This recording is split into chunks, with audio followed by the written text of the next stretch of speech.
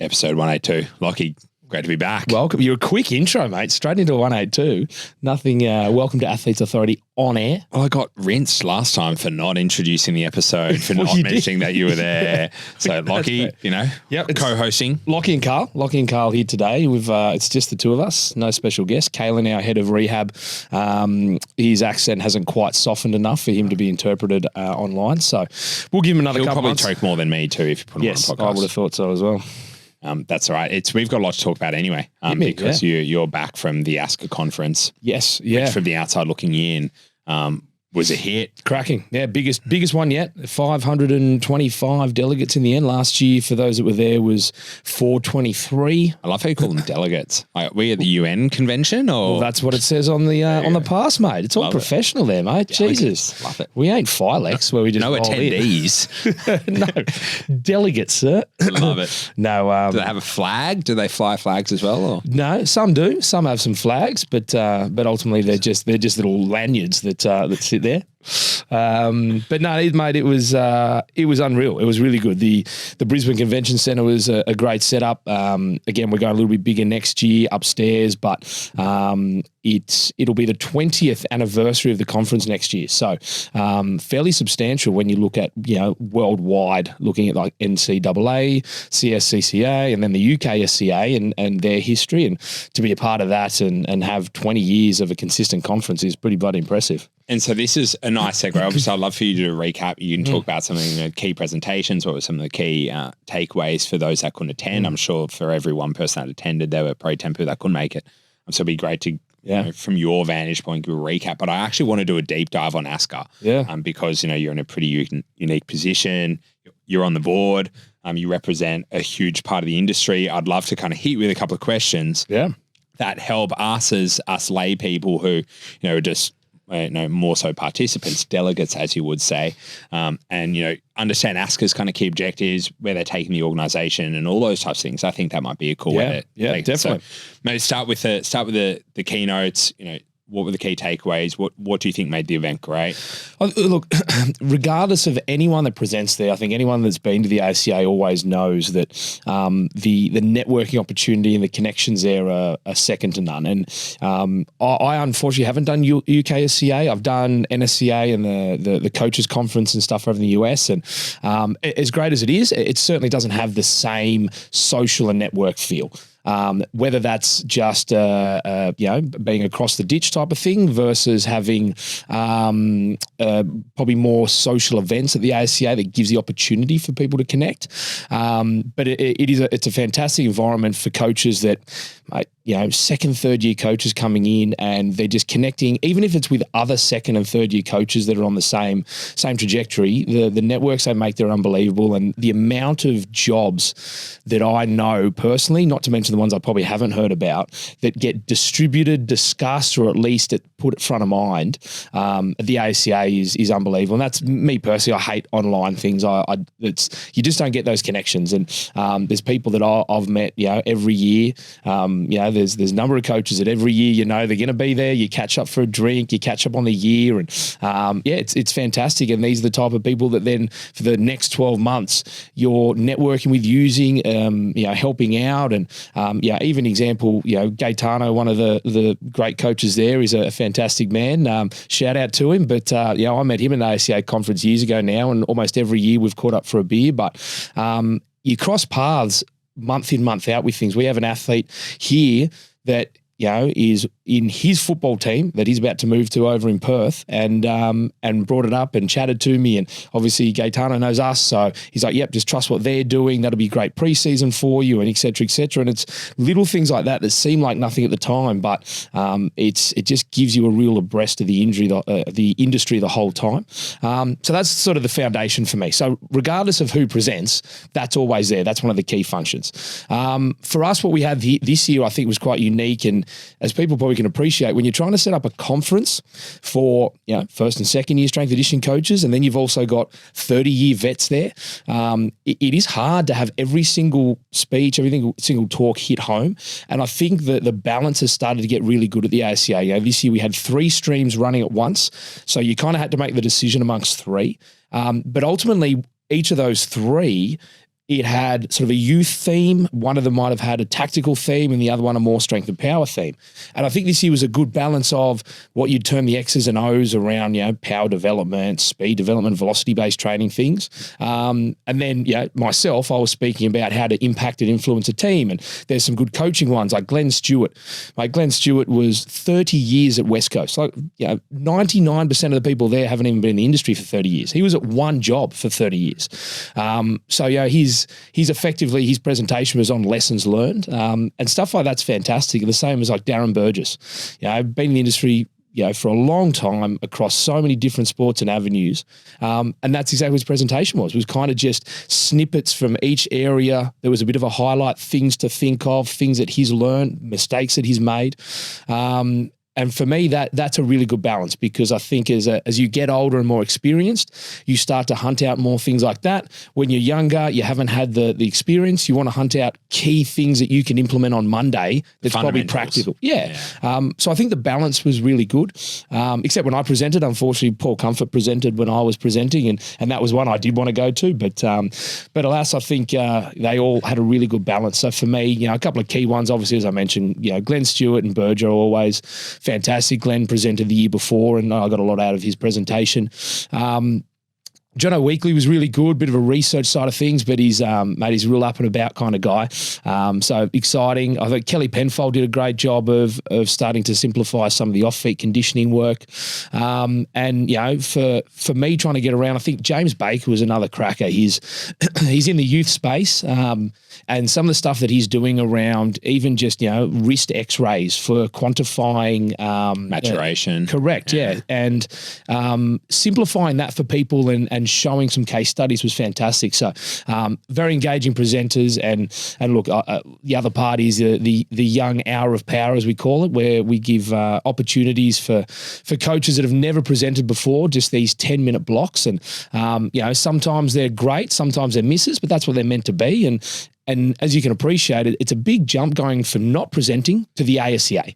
Massive, so I think there's got to be something like that, and I think it's a fantastic opportunity to bleed new presenters in, because every conference you want to aim for the top. You want to aim for the people with 30 years experience, bring them in. But at the end of the day, it's really hard to build an entire conference off that. And you can't. And you also want to promote and have the opportunity for coaches around that 10-year, 15-year mark to get up and present their ideas. Otherwise, you kind of get stuck in the dinosaur land, don't you, of just repeating the same stuff.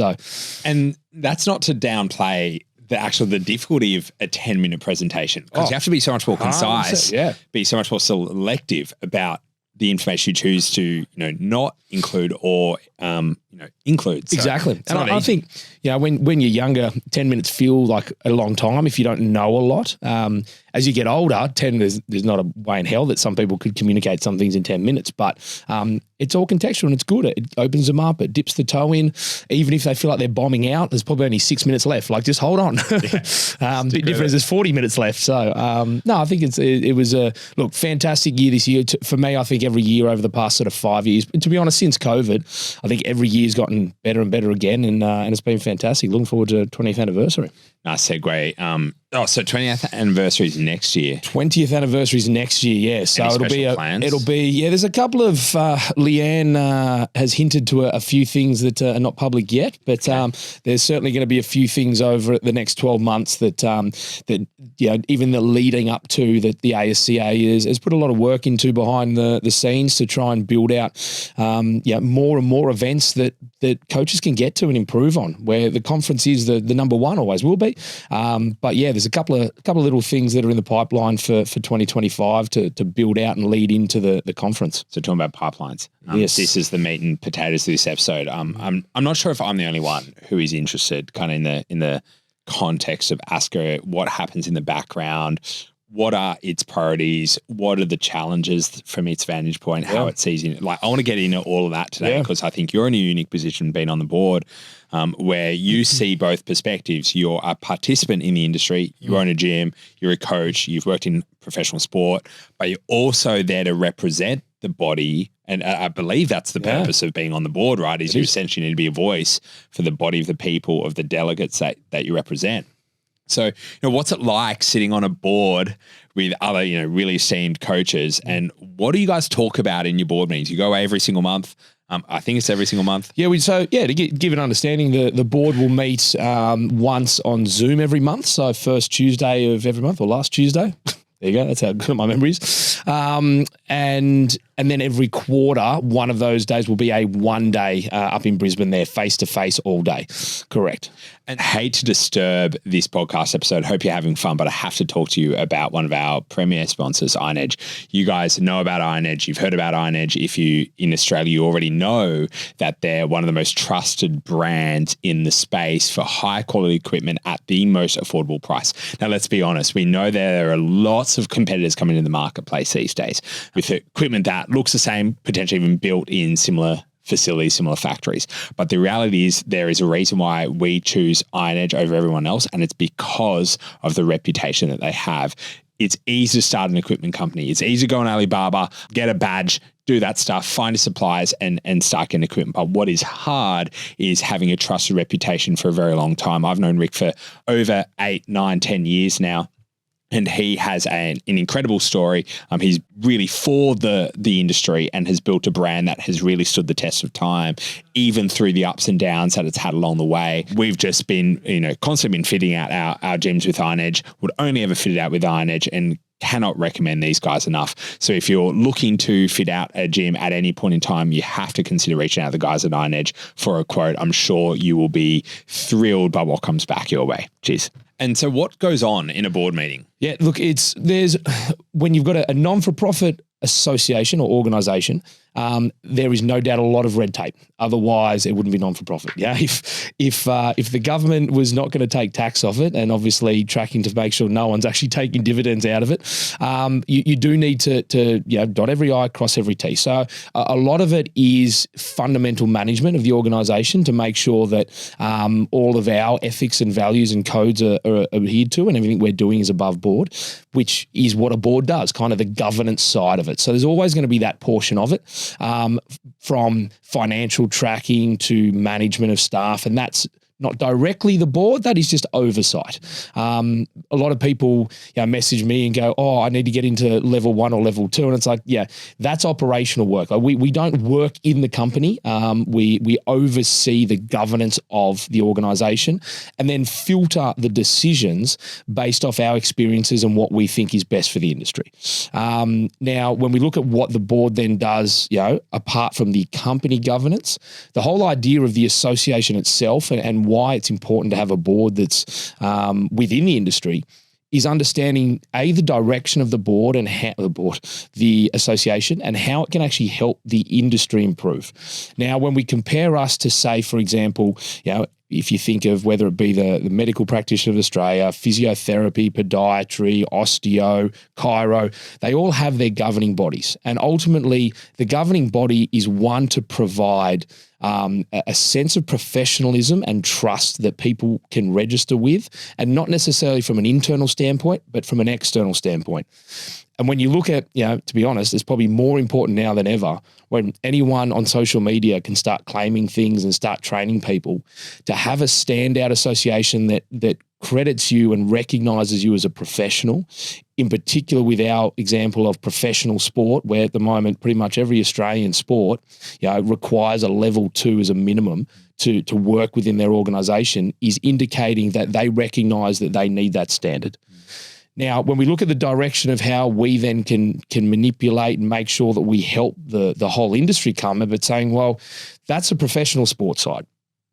Now, when we look at the development of the industry, well, we're sitting in Athletes Authority right now, and there's a lot of organisations like us out there that we need to start to make and look at, okay, well, how do we start to bring the whole industry up so we aren't reliant on a professional sporting industry?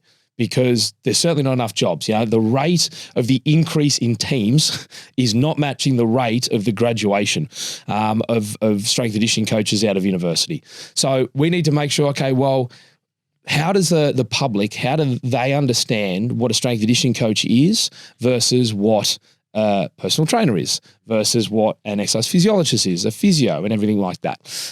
Even yesterday, I was having a conversation in my office with an organisation that's looking to potentially partner with us that was saying that they were keen to get physio screening done because they're wanting to identify areas of weakness in movement and strength. I said, well, there's probably no reason for a physio screen. Like, that is what we do as strength and conditioning coaches, and understanding the screening protocols that we use as a strength and conditioning coach does identify that.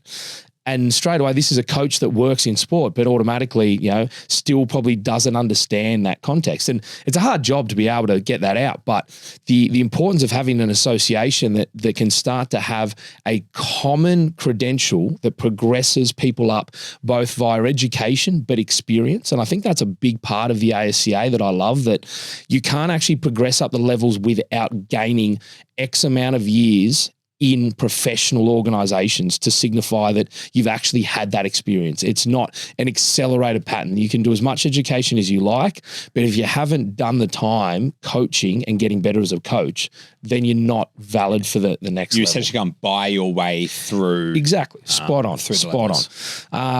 And so when we look at that as a external, development of what we want to do with our industry, the idea now is we want to start to pick up the private sector, the high school sector, the tactical sector, all of these areas that are becoming far bigger with strength and conditioning, but they're not as obvious as the pro sport. Kind of everyone now associates strength and conditioning within pro sport. But in saying that, 30 years ago, that really wasn't a job.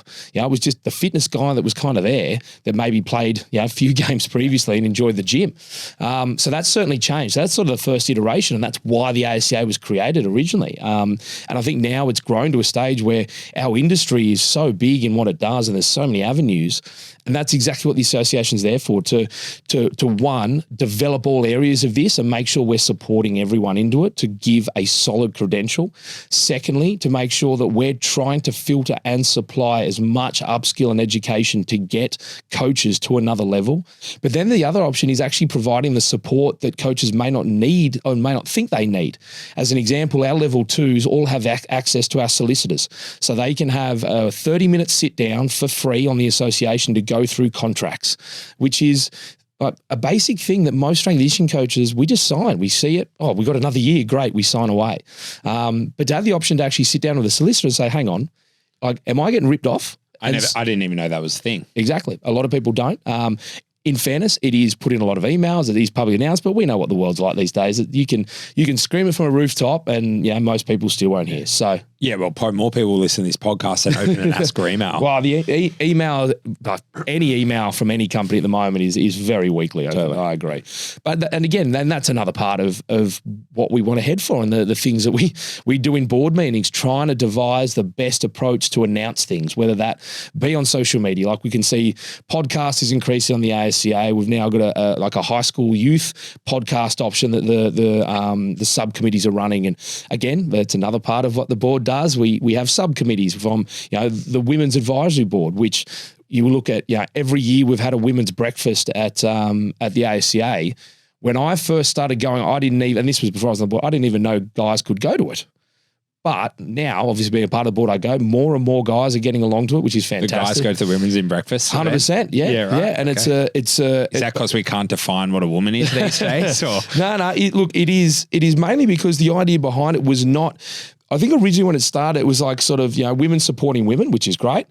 But the evolution is now, well, it's not actually just women supporting women, it's the industry supporting women.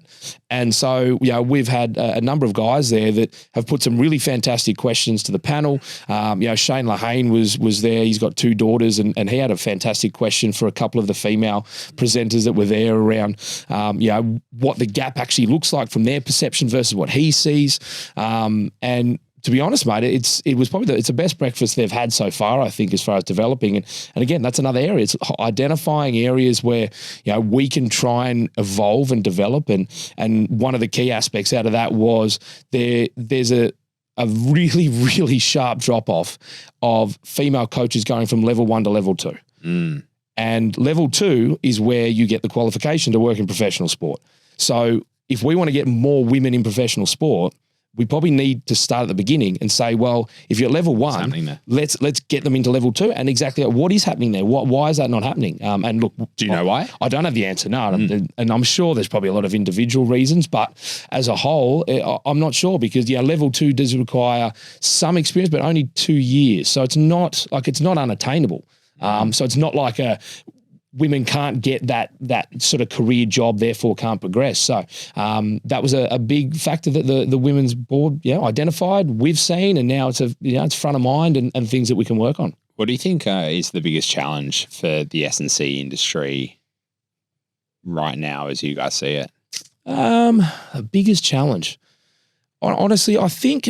Well, I'll make it easy. Is it this supply and demand challenge? Is it, we've got 300, 400, 500, 600 graduates coming into the industry at least at a minimum. I'm just basing this off, ACU graduates a couple hundred.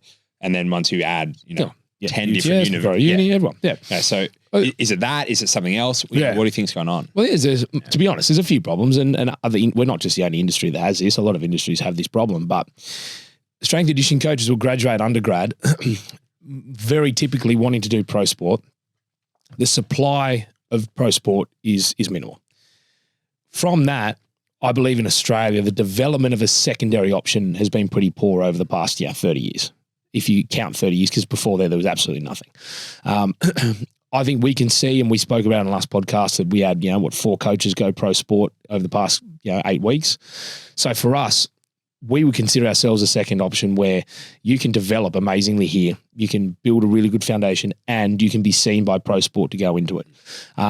So I think the problem is obviously the supply and the demand, but we talk about demand as pro sport. The next part is I think it's getting better in the private sector, so there is more options, but it probably isn't seen as nice, which I hope it's changing because it certainly is.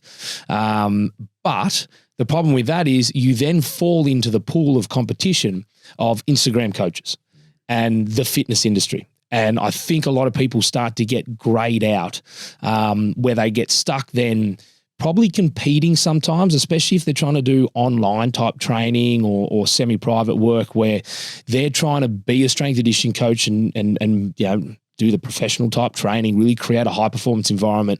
But then they're competing with just some bloke that's got abs that's yelling that he trains pro athletes, but he's just more entertaining on camera. Trains to 90 degrees at all times. Well, yeah, exactly. Things like that. So I say that in jest. We've got a lot of people in Australia that do the same thing, mate. They just run around, spruiking louder, entertaining more, and people get tricked into that.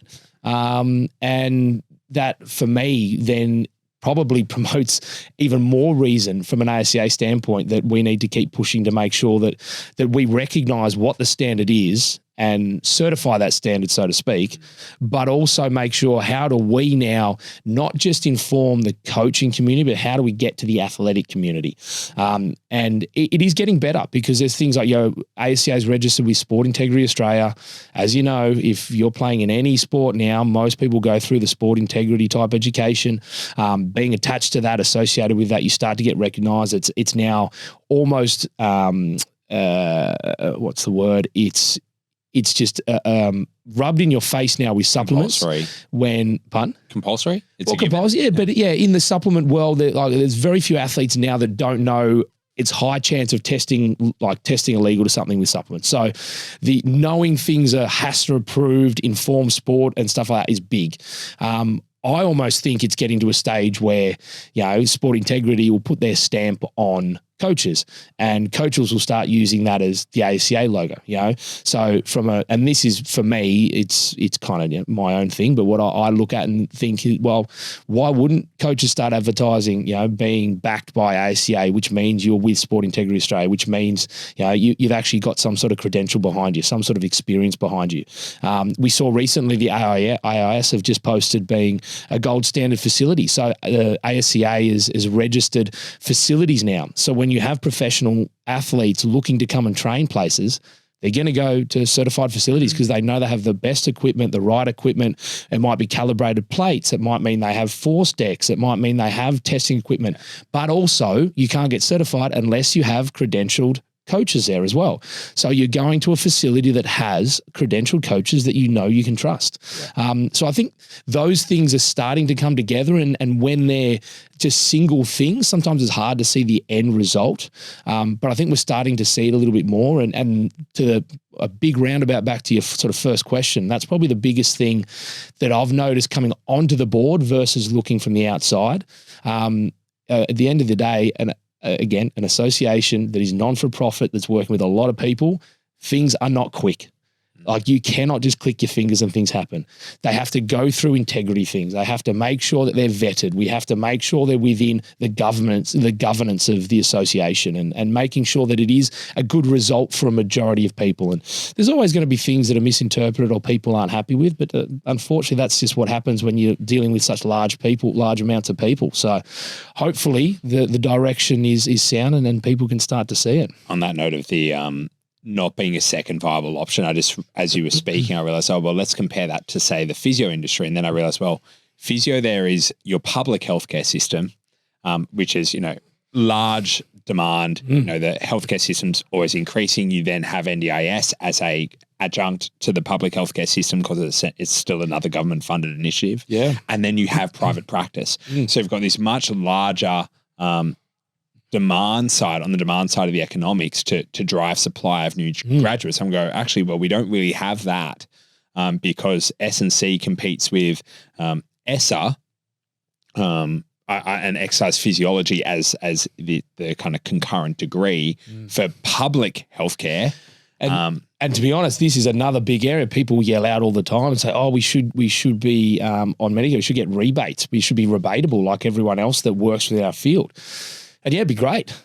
But you can't just tick the box for rebates and you get it. It's very hard. And with all respect, a lot of work is being done in the background to see how we can get that and what we can do. But where does that fall? Do we say that you have to be level 2 and above? Okay, if it's level 2 and above, what are we getting rebated for? Do you think the government will give a rebate for performance training? Very hard to defend. That's taxpayer dollars. I don't know if they will.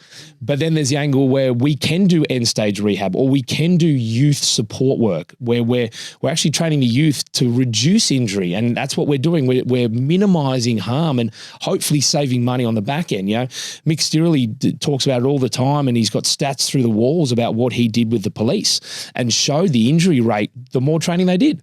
So they kept funding it and put more funding into what he built because, the recon program there is unbelievable. It's you get injured or you're preventing injury, and the money that was saved by the police was through the roof. I would not hazard a guess at it. He's a better man to talk to about it, but that's the type of defense that we need to put in to the government side of things. But it's not easy. Sure. It is not easy because there is a lot of gatekeepers amongst, who gets rebates. When you look at the Physiotherapy Association and ASCA and everything in between, all of these are fighting for similar things. Respectfully, they all want it and they all can appreciate why others need it. But at the end of the day, the government's only going to feed out so much. I think ASCA don't even have a GST. They don't even get GST rebates yet, and for EPs, and I think that's a really long-standing challenge for the EPs in the industry. So I can imagine, trying to work in with government when on the cost side of the equation, the government go, hang on, this is a rebate. This is essentially going to lower our income. That's tax dollars. So tax is the government's income. So especially when the association previously, and what our coaches have always spruiked is we're performance coaches. So it's like, we're not paying to increase an athlete's performance. That's not within our healthcare system. But now we need to actually turn that narrative a little bit and say, it's more than that actually. There is a rehab component, but there is also the preventative component. Like if you're working with, whether you define, if you're registered with, say the AFL, Sydney AFL, if you are registered and you're covered via insurance, can that insurance somehow have a rebatable amount for you to get some preventative athletic training that hopefully will reduce the likelihood of having an ACL? Therefore, they're not paying $8,000 out to cover an ACL, but instead they're paying $1,000 to prevent. I don't know. Sure. I'm making numbers up on the spot. That needs RCTs. That needs a lot of research. That's 10, 15-year timelines. Yeah, there's a lot of little things around. But again, I can assure you that those type of conversations are the things that are happening, but it's not as easy as it will tick the box for the rebate. That's a perfect lead in to what I think is probably a fair critique of all governing bodies, whether you're thinking at like a federal government level, whether you're thinking state government level, local councils, and whenever you have a bureaucracy or an organisation which is essentially representing a body of people, one of the fair critiques I think is always, how do we know what they're doing? What are they talking about? What are their priorities? How do we know what momentum or movement or things get in action? What is ASCA's kind of overarching policy on communicating that to the delegates and the members of the organisation? Look, to be brutally honest, mate, it's very similar to if you're a shareholder in a company. You can be as involved or as little involved as you like. If you buy shares in the company, you have an entitlement to go to their AGM. Yeah. You can access all minutes. You can do everything. It's very similar. We post all our minutes. It's all within the website. They can access all of that, all the updates, all the edits. AGM meeting, obviously, we have every year, which is now online, so anyone can access to go through. So the ability to know what's going on is vast.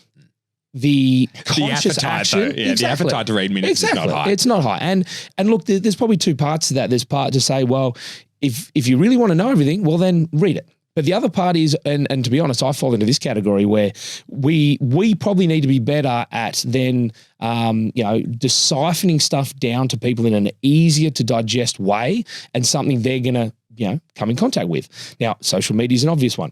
And again, that's things that we've discussed and look at trying to implement for the next year where we can actually have some board updates and how do we disseminate them really easily where it could just be a to-camera talk, after every board meeting about some of the key things that go through.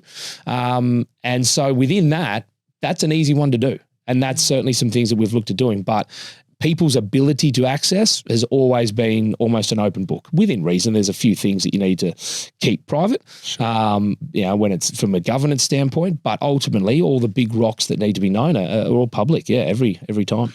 One of the, I'm not sure if this is ASCA's purview, so this is an open-ended question.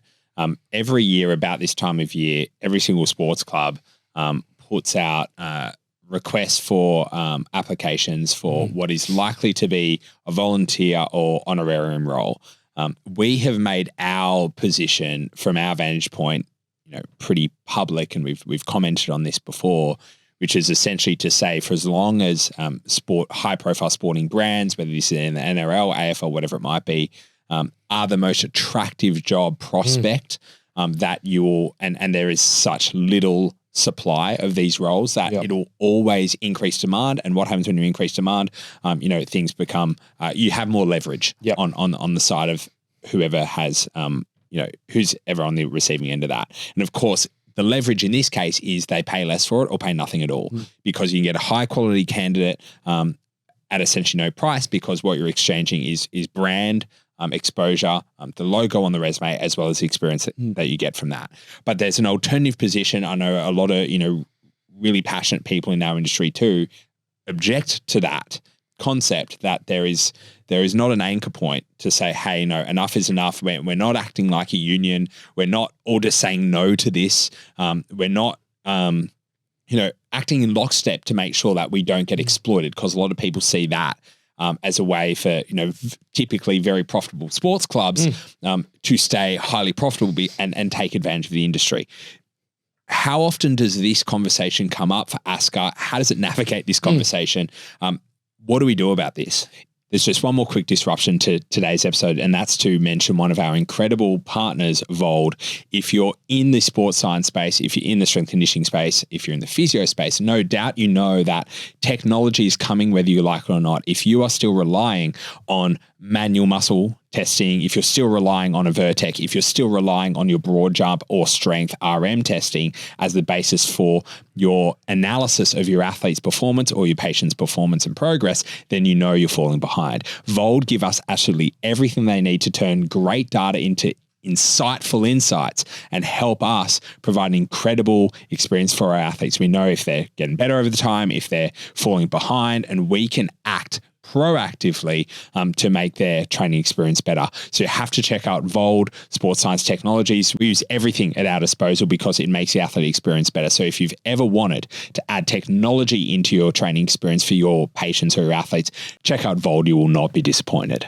In fairness, it's something that is very hard to be in the control of the ASCA, because ultimately it's the workplace ombudsman, it's the ACCC, all these type of things that work in the government sector that need to be based on award rates. Now, ASCA is very across that and base a lot of our payment on award rates. So if it's not within the ASCA award, then anyone can report that to the ASCA, and the ASCA will assist in making sure that it goes through the right channels to be delivered to the right people. And and just for clarity, what do we anchor the award against? That's the Coaches Award, sorry. Coaches Award. And so then that's based off the Sporting Integrity Australia, that they have alignments of what's defined as a level 1, level 2, level 3 coach, which is what is aligned to our progressive system as well. Makes sense. And so within that, there's a little bit of grey area as well when we talk about what is technically legal, what is not. At the end of the day, if someone signs a contract, that's their decision. A contract technically can say anything, and if the person agrees to it, then it's going to be very hard to fight because they've agreed to it. But obviously we can see the point that we don't want people to feel like they have to agree to something like that. So if people feel like they're being forced into that environment or something that's been advertised incorrectly, then again, we report it. The next part is looking at, well, what is the role and what does it entail? So before you do that, how many times have you had someone complain? It doesn't go through me. Okay. That's not something. So you wouldn't even know. It'd be hard. Yep. Yeah. It'd be very hard for me to know. If someone like a Dan Baker would know a lot more because he's been around for a lot longer and sees a lot more, but no, I wouldn't be able to give you any stats. Fair enough. That's when we talk about operational versus oversight. Silly me. Silly you. But if we look at, say, for example, you've made me lose my train of thought now. There were 2 parts. That was step 1. Then you talk about the role. Spot on. So if we start to look at the role, we want to understand, well, what are they actually asking of the role? Now, this is certainly my opinion. When you're looking at a role and it places someone in charge of things, then requiring them to have a level of experience, straight away you're starting to now get very into the black. Like it's not grey anymore. It's kind of like, okay, well, you want to be paying award rates because. So an example would be you're leading this program. You're responsible for these objectives. Yep. So your 3 key things are you're leading something that has KPIs. You have to have had a certain amount of experience, and or you're then required to have a certain level of education based on it. Those 3 things are the main flags to say, this is not a valued mentor or internship. This is a job. And then understanding what the requirement of that job is, you then need to go, well, is this an acceptable rate? As a good example, there was the West Tigers one recently. Which I think technically was Balmain Tigers. Yeah. So it was flagged as a professional sporting job, when in actual fact, it was an under 15s role that was 2 nights for 2 hours a week. And then in season was games, but correct me if I'm wrong, I think they play 8 games. Don't quote me on that, something like that. So when we look at that, that's not professional sport. That is a very small commitment over a season. Now, I'm not saying that what they were offering was a huge amount, but it's probably not far within the realm of a coach that would take that. Again, if they were accepting a level 1 ASCA, or they were accepting someone that had just an undergrad, maybe 1 year of intern or like experience, then I'm going to say I personally wouldn't have a problem with that, because it's a low-paying job for a low-volume commitment, low outcomes, and low expectation on what your history in the business is meant to be. And we'll put you in front of hopefully some really experienced people that can... With potentially high upside. Exactly. Yeah. Very different to the West Tigers is a pro sport and they opened up an internship, whereas a part of that internship that they didn't pay you for, your responsibility was to lead and write rehab conditioning programs. Very different. And a good way, we spoke about it before, that if someone doesn't turn up and the program can't run, then they ain't an intern. That is a job. And that is what people get taken advantage of all the time, which is ridiculous.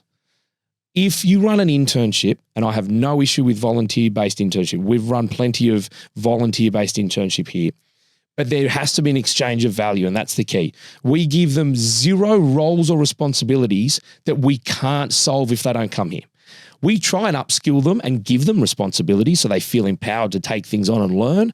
But if they're sick or they don't turn up, doesn't change anything. Program still runs. Exactly. We continue to run our program and we do it the best we would normally do. The next part is we also have a very strong exchange of value, which is our education. So every week, an hour and a half is dedicated to a curriculum-based module that gets progressed every single week. It's very clear cut. We know what we're doing. They're given assessments, assignments, tasks, things that we review that doesn't help us in any way. It takes time away from what we do. So for that is clearly a strong exchange for value and no reliance on them. Do they allow us to make a better service in a lot of cases? 100% it does. But that service is only bettered because they're getting better by doing it.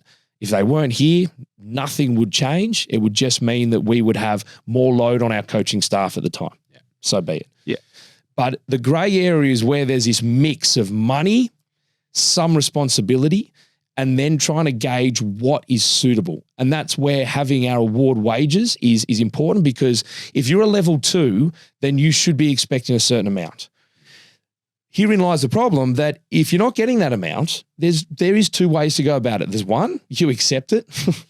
And at the end of the day, it's very hard for the ASCA to control that. Sometimes we get blamed that we should do better with it, but we can't control the decisions of individuals. We can provide as much support and as much knowledge as we can, but ultimately people will make decisions for themselves. It's called the free market for a reason. Exactly. Yeah. It's very hard for us to control that thought process. The other option is, as you alluded to, you unionize. Now, there is no doubt that there could be options for unions within sports. I.e. the AFL Strength and Conditioning could have the AFL Strength and Conditioning Association and they would unionize. And if someone's getting treated unfairly, then they can all kind of act. I don't know if anyone's been in a union that's listening, but 1, creates a lot of politics, but 2, to even conceive having a union that goes across multiple organizations and sports is it would be very, if for example, someone was getting underpaid at Harold Matthews at West Tigers, do you think that the head of the AIS program's walking out? Is everyone striking as a result of that? And people will say, that's an extreme opinion. It wouldn't always, but that's it's kind of all or nothing. Where if you decide to go down that route, which no one can just decide to do it would take a lot of work, but where do you draw the line? Where do you say, we're not walking for you, but we'll walk for you? That is the opposite definition of a union. It's preferential, exactly. Which is back to a free market. Exactly. So it is a very, I generally don't think anyone has the perfect solution for it. I think the steps that we've taken through the ASCA of providing a lot of knowledge, a lot of access, and the ability to lean on us where needed. And I think the best way we can promote it is, if in doubt, contact us. We are there to support. When I say us, the operational side. Board will help. Don't DM Lachy Wilmot. No, in seriousness, no, you can. To be honest, if you're confused about anything, you can. At the end of the day, the board will always get delivered the high priority things. And we've certainly got a lot of issues that have come through since I've been on. Obviously, a lot of those ones will not be publicly shared. They're private matters, but we deal with it every single time. And there's stuff that happens that people don't know about.